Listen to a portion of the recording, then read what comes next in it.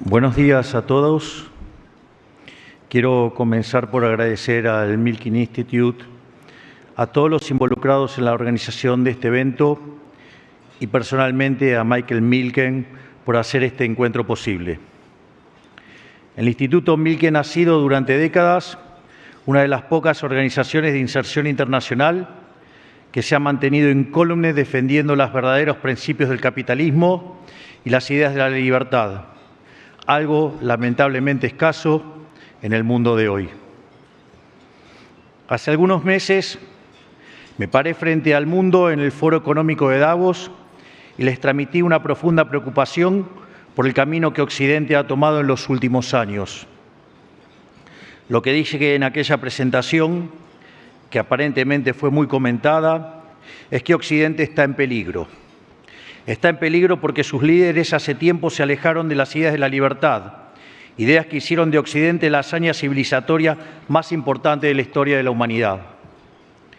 Y en vez de defender las ideas que generaron la prosperidad de la que todos aquí gozan, escuchan cantos de sirena que conducen inexorablemente al socialismo y, en consecuencia, a la pobreza. Les dije que lo sé a ciencia cierta, porque vengo de Argentina, donde todo esto, tristemente, ya ocurrió a lo largo de los últimos 100 años. En algún sentido, los argentinos somos profetas de un futuro apocalíptico que ya hemos vivido. Todas estas discusiones de hoy, basadas en supuestos deseos bien pensantes de querer ayudar al prójimo, basada en una idea errónea acerca de la naturaleza y la función del Estado, sostenidas por teorías económicas que han sido largamente refutadas por los datos y la evidencia empírica, nosotros los argentinos las vivimos hace 100 años y lamentablemente aplicar esas ideas nos han llevado a la ruina. El resultado ya todos lo conocen, de tener el PBI per cápita más alto del mundo a tener un país donde el 60% de la población es pobre y más del 15% es indigente. Si bien la Argentina debe ser tal vez el caso más paradigmático de la historia del mundo occidental del fracaso de las ideas colectivistas, no es la excepción, sino la regla. Siempre que se ha intentado el socialismo ha sido un fracaso en lo económico, un fracaso en lo social, un fracaso en lo cultural y además, como es una filosofía que va en contra de la naturaleza humana, no han tenido otro mecanismo para implementarlo que asesinar a 150 millones de seres humanos. Pero hoy no vengo aquí a la meca del capitalismo a hacer una crítica al socialismo, sino que vengo a hacer una defensa del capitalismo frente a ustedes, que son los verdaderos héroes de la historia del progreso occidental. Si bien hoy está sujeto a una crítica corriente, defender el modelo de la libertad realmente no es difícil, porque la relación directa entre la aplicación del capitalismo de libre mercado y la explosión de prosperidad que la humanidad ha vivido en los últimos años, 250 años, es muy fácil de demostrar. Si uno mira un gráfico de la evolución del PBI per cápita a lo largo de la historia de la humanidad, uno estaría viendo un gráfico con la forma de un palo de hockey, una función que se mantuvo constante durante casi el 90% del tiempo y se dispara exponencialmente a partir del siglo XIX. O sea que desde el año 0 hasta el año 1800 aproximadamente, el PBI per cápita del mundo prácticamente se mantuvo constante. Pero a partir del siglo XIX y a raíz de la revolución industrial, el PBI per cápita no solo aumentó, sino que lo hizo de forma exponencial. Es más, en los últimos 150 años se multiplicó por 15 y generando una explosión de riqueza que sacó de la pobreza al 90% de la población del mundo, llegando al punto de que para el año 2020 solo el 5% de la población global vivía en la pobreza extrema. Lejos de ser la causa de nuestros problemas, el capitalismo de libre empresa como sistema económico es la mejor herramienta que como especie hemos conocido para terminar con el hambre, la pobreza y la indigencia a lo largo y a lo ancho de todo el planeta. Pero si bien el éxito del capitalismo es fácil de demostrar, lo que no es tan accesible para muchos es el contrafáctico. ¿A dónde conduce la adopción sistemática de un modelo colectivista, incluso dentro de las reglas laxas del capitalismo? Como dije antes, tal vez el mejor ejemplo sea el ejemplo argentino. Nuestra historia entera es un testimonio de lo que puede ocurrir cuando se abandona el modelo de la libertad y se lo reemplaza por experimentos colectivistas. Cuando la Argentina sancionó y comenzó a aplicar su primera constitución liberal, allá por el año 1860, tardamos solo 35 años en convertirnos en una potencia mundial. Pasamos a ser de un país de bárbaros a ser el primero de la historia humana en erradicar el analfabetismo, con un Producto Bruto Interno total superior a la suma de Brasil, México, Paraguay y Perú. Teníamos más tendidos de vía de tren que la suma de todos los países de Latinoamérica. Éramos comparados con Alemania, con Estados Unidos y con Inglaterra. Y gente de todos los confines del mundo se escapaba de naciones que hoy envidiamos y cruzaron el océano para buscar una oportunidad en nuestras tierras. Un capataz podía aspirar a que su hijo fuera productor, un obrero a que su hijo fuera constructor, un trabajador analfabeto a que su hijo tuviera estudios y pudiera tener un trabajo calificado. Se trató de una explosión de actividad comercial productiva, de formación humana, demográfica y cultural, con escaso parangón en la historia de la humanidad. Pero en el pico de este proceso, bajo la premisa bien pensante de querer distribuir entre todos la riqueza producida, la dirigencia argentina comenzó a aplicar la mal llamada doctrina de la justicia social, que concibe que el Estado tiene que hacerse cargo de las infinitas necesidades de la gente. Una teoría que se pelea con la realidad porque, nos guste o no, las demandas son infinitas, pero los recursos siempre son finitos. Producto de esta forma de entender la relación entre el Estado y la economía, se aumentó el gasto público de manera brutal. Para financiar esa expansión del gasto, primero asfixiaron a los argentinos con impuestos. Cuando estos no alcanzaron, empezaron a quemar stock de reservas acumulados en nuestros años dorados. Cuando esto no alcanzó, empezaron a tomar deuda. Y cuando ya nadie nos quería prestar porque nos habíamos convertido en el máximo defolteador serial, comenzaron a imprimir dinero de manera ilimitada. Para que tengan dimensión de qué estamos hablando, desde 1949 la base monetaria en Estados Unidos se multiplicó 16 veces, mientras que en Argentina se multiplicó la astronómica cifra de 25.000 trillones de veces. No está mal el dato. Sí, es un número real. No lo estoy inventando, lo repito, la base monetaria se expandió 25.000 trillones de veces. Eso es el nivel de descalabro que pueden producir los políticos si les permite desviarse de los principios básicos de la economía de mercado. Y este ciclo no lo vimos una vez, sino una decena de veces. Se rompieron una y otra vez todas las reglas básicas de la economía para sostener el afán de los políticos de gastar lo que no tenemos. Y como resultado natural de estas medidas, vimos cómo nuestros ciudadanos comenzaron a empobrecerse sistemáticamente, hasta caer al puesto 140 del mundo en el ranking del PBI per cápita, habiendo llegado a multiplicar la pobreza por más de 10 veces en los últimos 50 años. Por 100 años repetimos este patrón tóxico, amantanando experimentos colectivistas sobre experimentos colectivistas. Y llegamos al año pasado a uno de los pisos más profundos de este ciclo, cuando asumimos el gobierno y encontramos una situación tan crítica que, de continuar todo como estaba, la economía se encaminaba a una hiperinflación que por lo menos hubiera dejado una hiperinflación del 15.000%. O sea que como economista y como argentino conozco en carne propia cómo jugar con fuego puede exterminar a un país de las vías del progreso y robarle 100 años de historia. Por eso, hace algunos meses en Davos, me pregunté, ¿cómo puede ser que desde la academia, los organismos internacionales, la política y la teoría económica se demonice un sistema económico que ha sacado de la pobreza más extrema al 90% de la población mundial? ¿Por qué Occidente quiere renunciar por su propia cuenta a los principios y creencias que lo hizo llegar a donde llegó? ¿Y por qué insiste con experimentos para los cuales hay ejemplos históricos de su fracaso, como es el caso argentino? Claro que cuando hablamos de Davos no hablamos de cualquier foro. Se trata quizás de la institución global que ha tenido mayor influencia en orientar la dirección política y económica, tanto de naciones como corporaciones, sociedades y organizaciones no gubernamentales a lo largo de los últimos 40 años.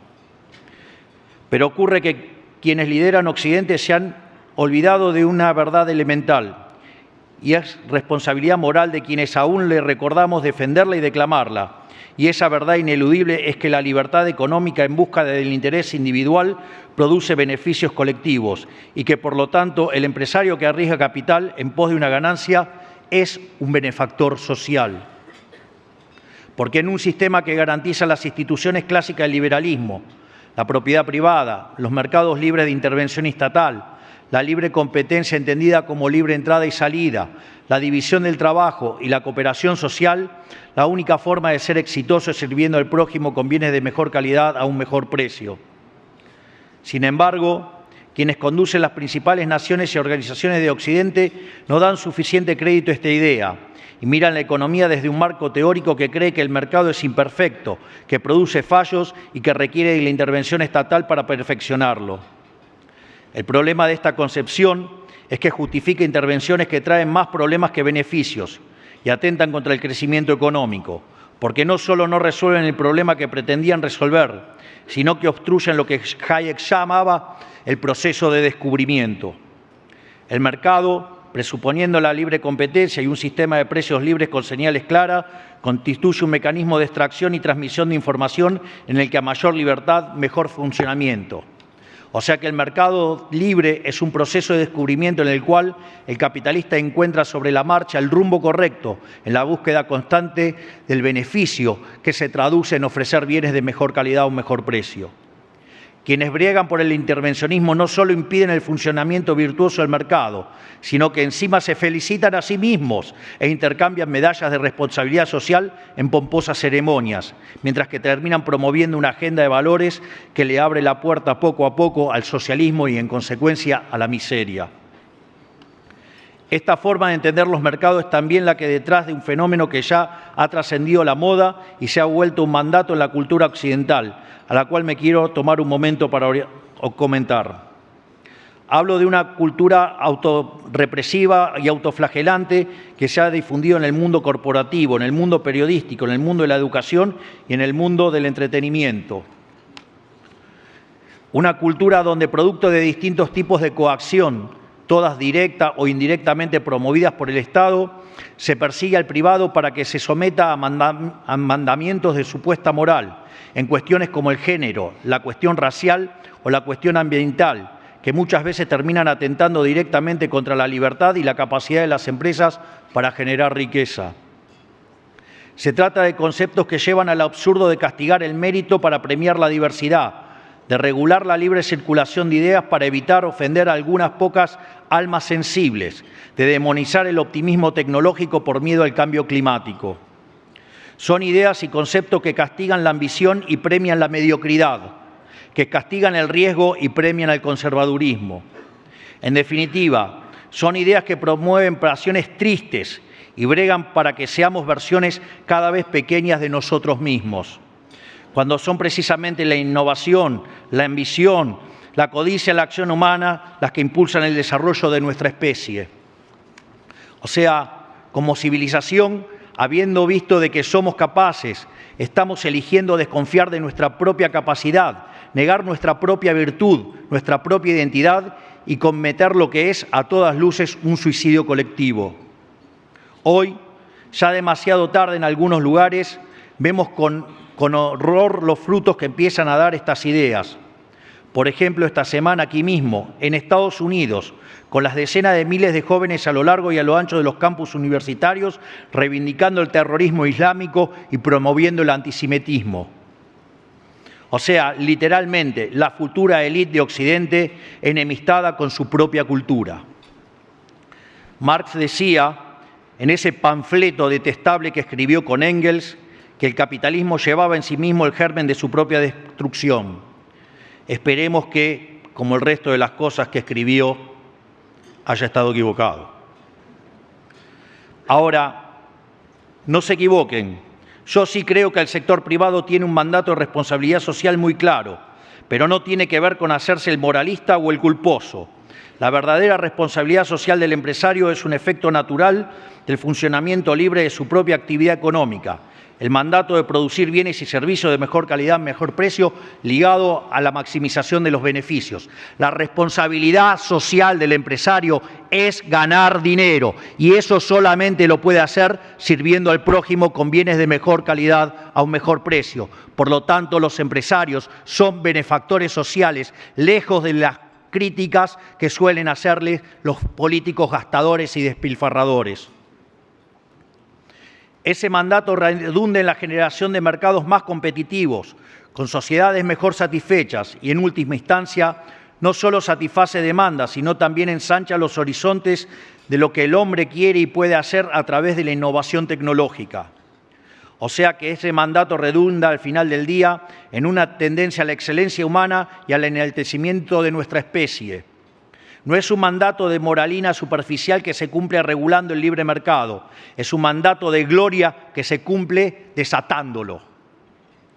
Por el contrario, cuando el afán de algunos por regular obtura la pulsión humana por crear y le ata las manos, estamos ante un problema. Porque construir un futuro prometedor para la especie es imposible si hay ideas buenas que, no importa lo buenas que sean, son consideradas demasiado heréticas para ser exploradas.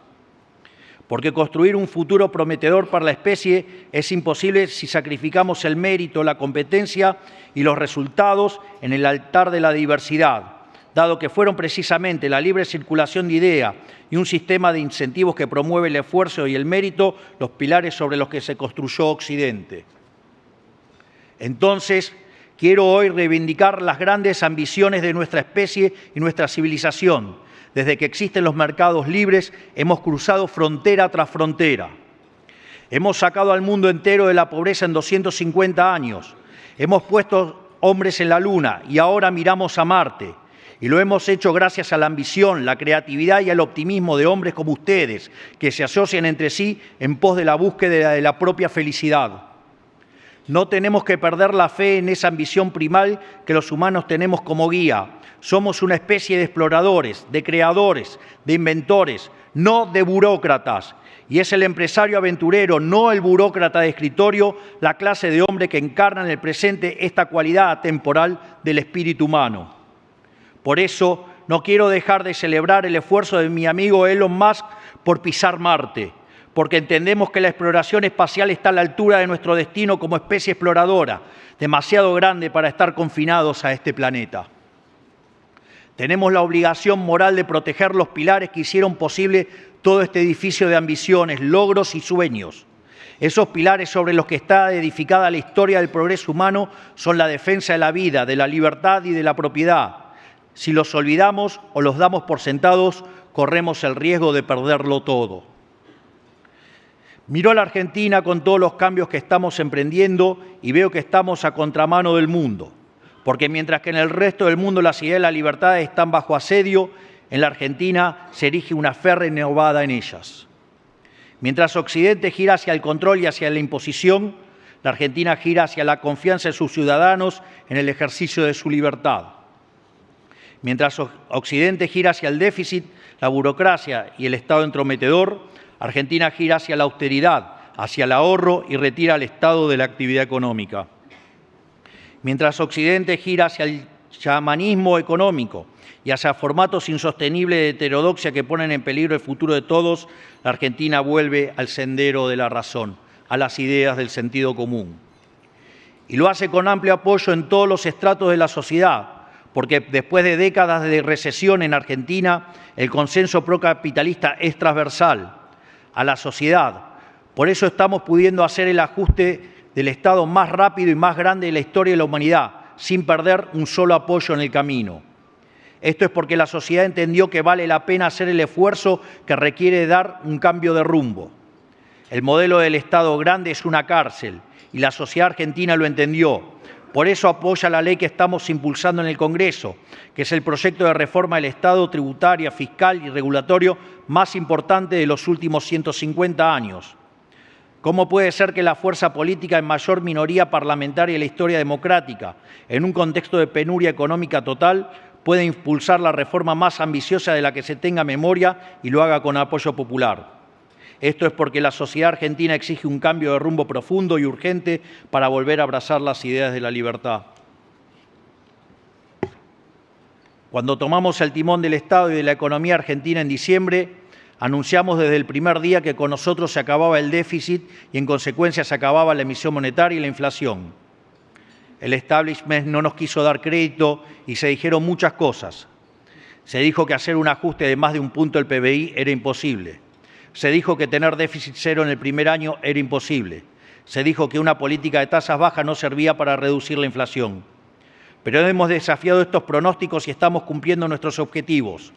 En tan solo 5 meses logramos el primer trimestre con superávit fiscal y financiero en el sector público nacional luego de 20 años, habiendo heredado de la administración anterior un déficit consolidado de más de 15 puntos del producto entre déficit del Tesoro y déficit del Banco Central, lo cual es, sin exagerar, una hazaña de proporciones históricas, no solo en Argentina, sino a nivel mundial.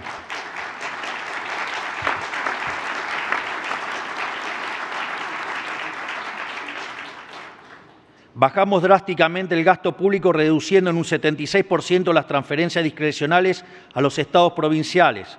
Ajustamos en un 87% la obra pública. Eliminamos el 50% de los cargos políticos, cerrando organismos innecesarios y eliminando, sobre todas las cosas, la pauta publicitaria, motivo por el cual escucharán hablar a un grupejo de periodistas hablar peste de nuestro gobierno, básicamente porque le tocamos el órgano más sensible del cuerpo, el bolsillo. Frenamos en seco el financiamiento del Tesoro con emisión monetaria y producto del ancla fiscal y monetaria, la inflación empezó a bajar y sigue bajando semana a semana desde hace 4 meses. En simultáneo, llevamos adelante una política de baja sistemática de tasas sin que el tipo de cambio ni la inflación se dispare, lo cual todo el establishment juraba que era imposible. Y todo esto lo hemos hecho con toda la política, la mayoría del periodismo y una buena parte del poder económico prebendario en contra, y sin los recursos jurídicos que le solicitamos al Congreso y con los que todos los presidentes de los últimos años han contado. Lo cual es esperable en parte, porque cada partida presupuestaria que recortamos hay un privilegio o negocio que le estamos quitando a algún político o a algún amigo del poder. Pero así, aún ante semejante adversidad, estamos cumpliendo con los resultados y los resultados se están acompañando. Todavía queda mucho trabajo por delante, pero tenemos un rumbo en el cual la mayoría de los argentinos confían y un plan para lograrlo.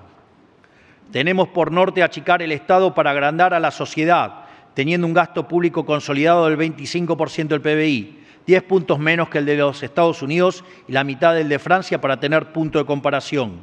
Tenemos por norte devolverles a los argentinos cada peso que ahorremos, primero eliminando la inflación y luego, el día de mañana, reduciendo los impuestos como consecuencia del crecimiento económico. Y tenemos por norte desarmar la maraña de regulaciones en la que se ha convertido la Argentina para liberar la actividad económica y desatar su fuerza productiva. Por eso, hemos sancionado una orden ejecutiva donde derogamos más de 350 leyes. Por eso estamos impulsando una ley que contiene reformas en el plano fiscal, laboral, previsional y tributario, incluyendo un régimen de promoción inédito para las grandes inversiones. En total, entre ambos instrumentos, habremos introducido cerca de 700 reformas estructurales en los primeros 5 meses del Gobierno. Un programa de reformas 7 veces más grande que la reforma del Estado impulsada por el presidente Carlos Menem a principios de los 90, el último gran proyecto liberal que tuvo la Argentina.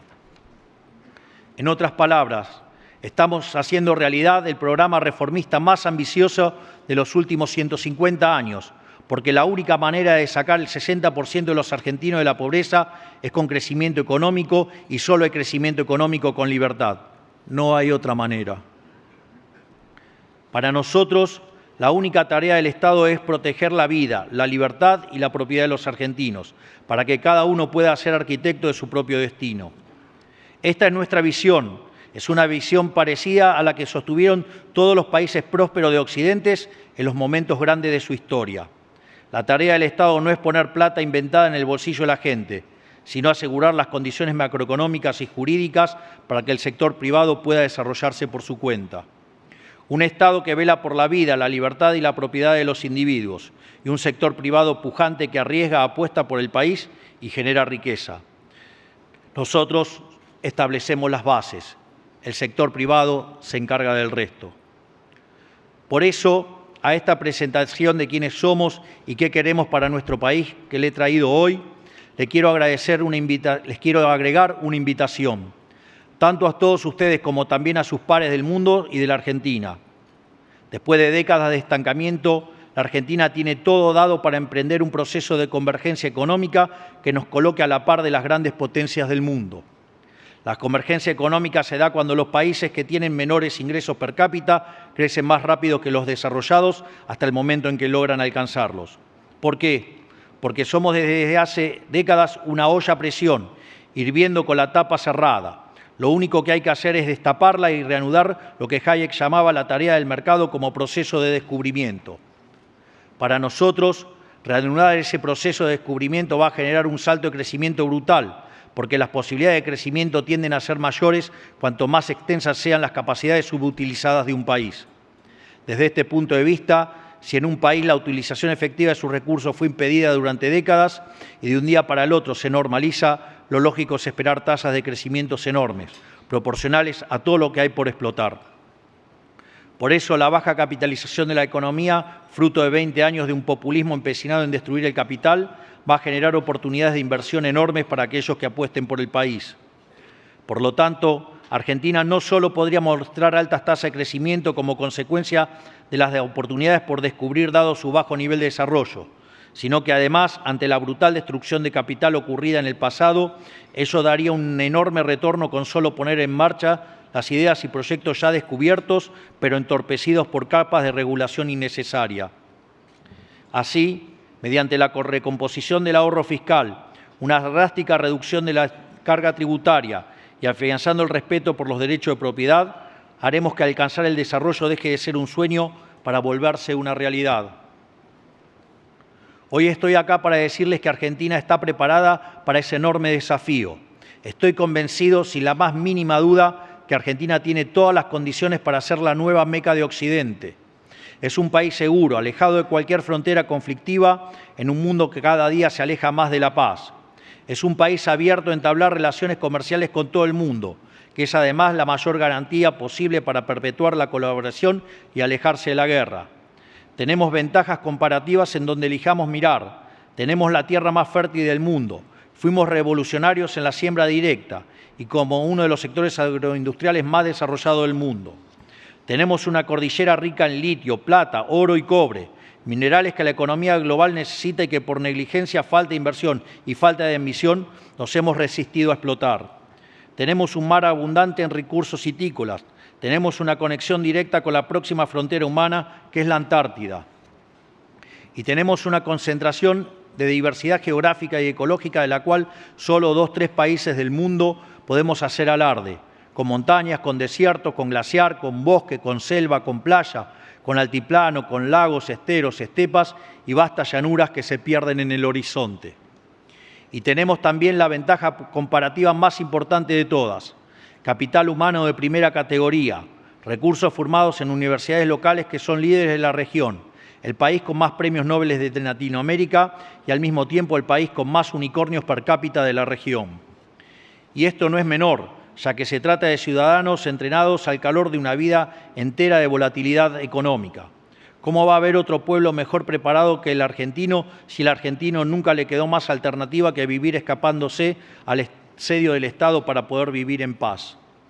Y hoy, por primera vez en 150 años y a contramano del mundo, cada vez más libre, la Argentina se convierte día a día en un país que es cada día más libre. Por primera vez en 150 años estamos generando las condiciones para convertir todos los dones que Dios nos dio en una promesa de prosperidad. La tarea del capitalista es descubrir, la tarea de la humanidad misma es descubrir, y son las naciones como la nuestra que nacen de ese espíritu de descubrimiento lo que mejor la encarnan. No es casualidad que las economías más dinámicas de Occidente en los últimos 100 años haya sido la economía americana, con Estados Unidos a la cabeza. No es casualidad que el foro de los burócratas se realice en Europa y el foro de los descubridores se realice acá en Estados Unidos. Digamos, tenemos espíritus distintos. La Argentina hoy sigue siendo un país, una nación, un pueblo ávido por descubrir y ser descubierto, como lo fuimos a fines del siglo XIX. Y estamos listos, ya comenzamos la carrera para emprender un salto cuántico en materia de producción y desarrollo. La ventana de oportunidades para nuestra nueva fiebre del oro no será eterna, es hoy, es ahora. Por eso les digo también a los empresarios argentinos, no se duerman en sus laureles, porque encontrarán que hay actores de afuera con más capital y mayor capacidad de asumir riesgo, dispuestos a hacer las inversiones que el país necesita.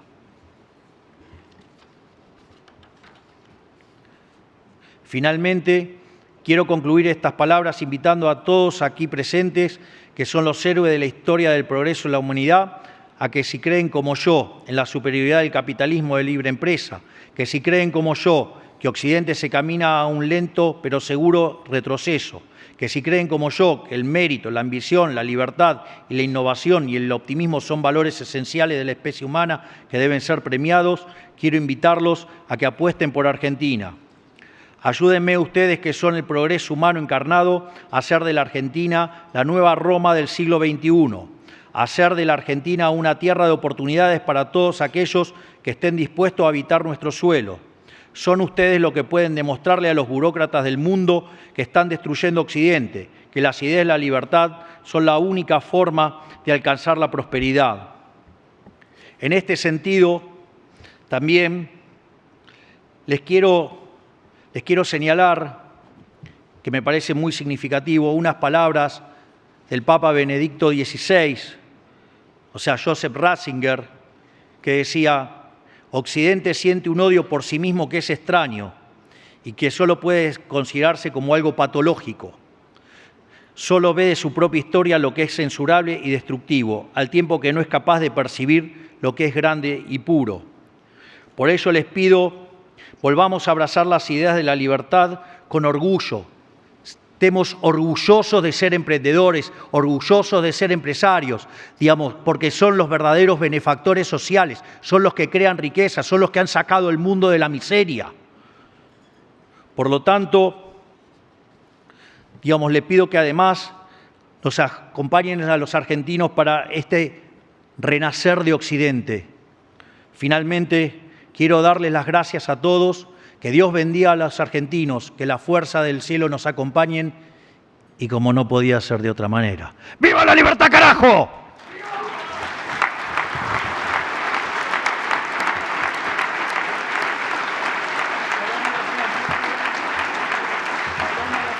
Shalom.